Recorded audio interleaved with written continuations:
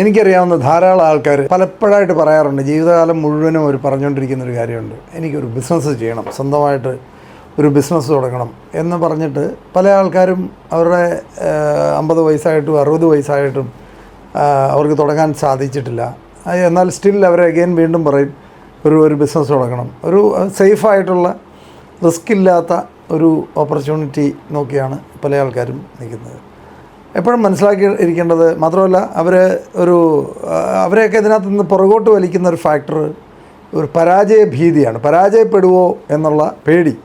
എങ്ങാനും നമ്മൾ പരാജയപ്പെട്ടെങ്കിലോ നമ്മുടെ ഇമേജ് എന്താവും, പൈസ പോകുന്നതിനേക്കാൾ കൂടുതൽ, പൈസ ഉള്ളവർ തന്നെ പൈസ പോകുന്നതിനേക്കാൾ കൂടുതലുള്ള പേടി പരാജയപ്പെടുവോ. ഇതുവരെ ജീവിതത്തിൽ നമ്മളൊന്നിലും പരാജയപ്പെട്ടില്ല, കൈവച്ച എല്ലാ മേഖലയിലും നമ്മൾ വിജയിച്ചിട്ടുണ്ട്. ചെറുപ്പം പോലെ നമ്മൾ പരാജയം അറിഞ്ഞിട്ടില്ല, ഞാൻ ഒരു സ്ഥലത്തും പരാജയപ്പെട്ടിട്ടില്ല എന്നൊക്കെ വളരെ അഭിമാനത്തോടെ പല ആൾക്കാരും പറയാറുണ്ട്.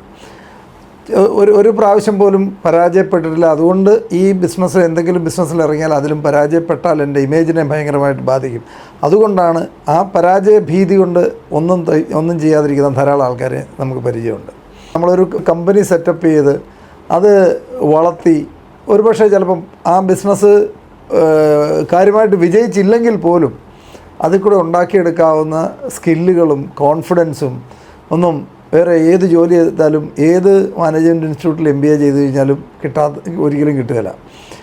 ആ ഒരു കോൺഫിഡൻസ് അതോടെ സ്റ്റാർട്ട് ചെയ്ത കമ്പനി അല്ലെങ്കിൽ ഉദ്ദേശിച്ച ലെവലിൽ വളർന്നില്ലെന്നോ ഒക്കെ പറഞ്ഞ് ഡീമോട്ടിവേറ്റഡ് ആയിട്ട് പോകാതിരുന്നാൽ ആ കോൺഫിഡൻസും അതിനകത്തൂടെ ചെയ്ത ബിസിനസ്സിൽ കൂടെ ഉണ്ടായിട്ടുള്ള സ്കില്ലുകളും വെച്ച് തീർച്ചയായിട്ടും അദ്ദേഹത്തിന് വിജയിക്കാൻ പറ്റും. പല ആൾക്കാരും ജീവിതത്തിൽ ഈ ഒരു പരാജയ ഭീതി കാരണം അവരുടെ ഒരു വലിയ ഓപ്പർച്യൂണിറ്റി അല്ല വലിയൊരു ഫ്യൂച്ചർ പലപ്പോഴും കളയുന്നതായിട്ട് തോന്നാറുണ്ട്.